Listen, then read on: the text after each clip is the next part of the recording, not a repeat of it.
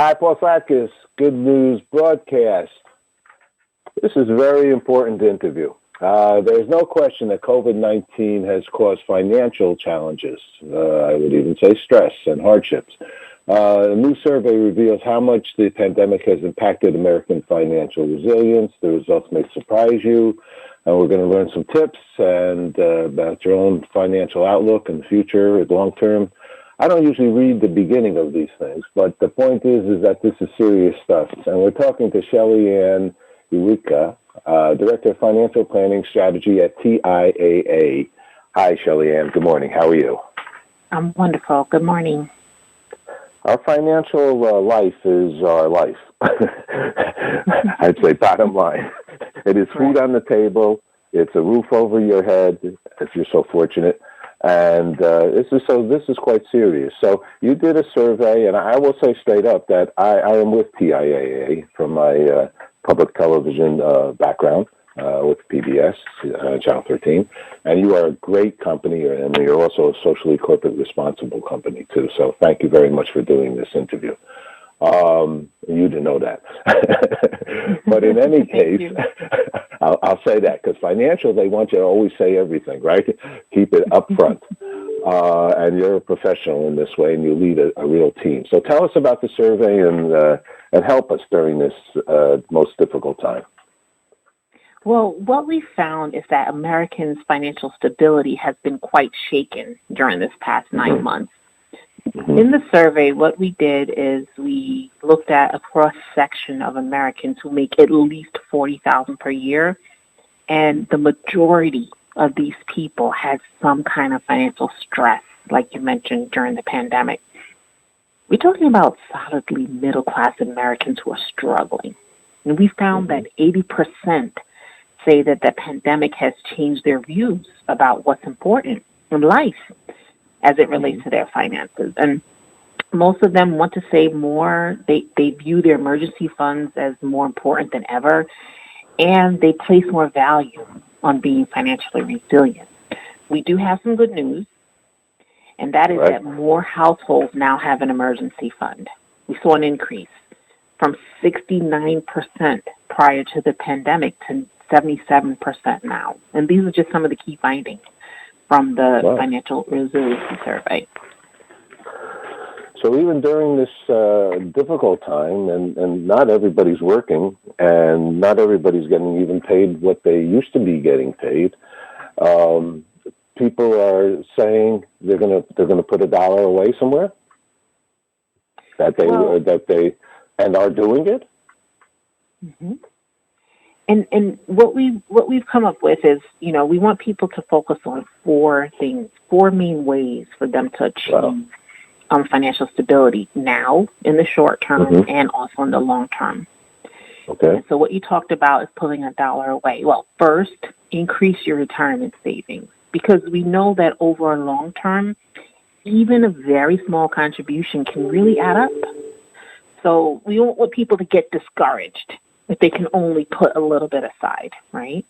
And then second, it's very important to have a source of guaranteed lifetime income in retirement. And what that means is that you have that source of income that's not going to run out as you age.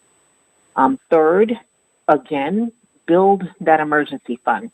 The fact of life, we know it, that unexpected expenses can and they will pop up. So if you have that emergency fund, you won't need to pay for that unplanned expense with a credit card, or worse, a payday loan.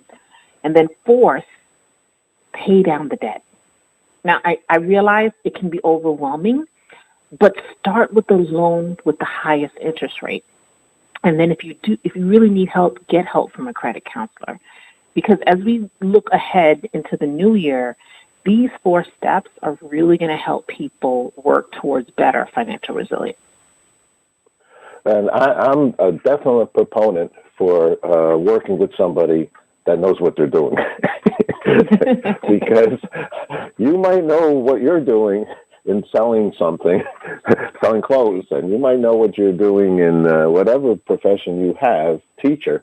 But a financial planner usually, first of all, doesn't, they usually make their money through to the placements. It's not necessarily from you. It's just taking wisdom on someone that's like knows that subject matter. And I'll have to say, thank God that I was with a company that also matched money, and that I think I just want to throw that out there, that if somebody is matching any kind of a investment that you're making in a company, you're foolish not to take that. Would you agree with that one, Shelly? I agree that if your employer is putting in money and what you call the match, they're helping you contribute or save towards your retirement. You put money in, they match what you put in, or if your employer can make contributions, that is great money. It's we like to call it free money, but the point is that if your employer is helping you save towards your retirement, you absolutely have to take advantage of that and contribute so that you don't miss on that match. That's such a great point that you're talking about right now. How about, I don't understand how it's happened, but it's happened. I think they call it over 30,000 in the stock market. I don't know how it happened. You got a pandemic and you got a stock market that's off the charts. Like tiaa is a perfect scenario to think in this regard, because you make decisions on whether people, take bulk money and they put it into more risky investments, or they put it into a more of a secure investment. What's your thinking now with what's going on? Where should people put money if they have some money to put away? Well, the one point that I want to make and I want people to understand is that, and we found it in the survey, that Americans believe it's important to have that lifetime income in retirement that's not going to run out as they age. And so what I would tell them, for most people, a simple, low-cost annuity is a good option. And if they can purchase that through their employer, that's often a great place to start, because what that does is it helps provide that guaranteed income in retirement. Because beyond Social Security and pension plans, if you're lucky enough to have one, only annuities can provide that guaranteed income in retirement. And it's really hard to put a price tag on the peace of mind that comes from knowing your expenses will always be covered in retirement. So that's the one piece of advice that I want to give today. That's a great piece of advice.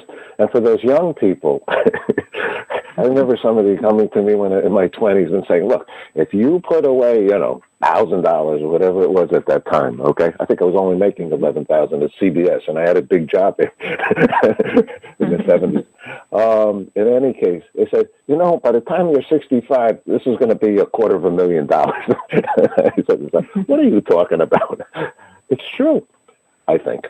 Right? If you start putting money early on in your life, it does grow. Isn't that true? Yes. If you are investing and you are saving consistently throughout your lifetime, that absolutely will help you make sure that you have enough income in retirement, and it will grow. And so that's why we tell you first to start with putting money into your retirement savings. Your employer plan, like you mentioned, if you're fortunate enough, it gives you that match. But even if it doesn't, we encourage you to start there with saving for your future by building that retirement savings. And like I mentioned, and you talked about $1. Just as much as you can, but even if it's just a small amount, just start contributing, and it makes it easier for you too, because it normally comes out of your paycheck. And I'm going to say Shelly Ann knows her stuff. I mean, she's very, very, you worked very, very hard. You're out there with organizations, with multicultural communities, and still going to school, Masters of Taxation now. So it's important to find a good person that does this kind of work as well. What's the website for tiaa? Or is that where you want to send people to learn more about the survey? That's exactly where I want to send people. And that website is tiaa.org, tiaa.org. You can go there and you'll learn a whole lot more information. Okay, fantastic. Well, thank you very much, and there are a lot of good news going on here. Thank you, Shelly Ann. Appreciate your time. Have an awesome day. Thank you. Okay, you too. Bye-bye. Okay, bye.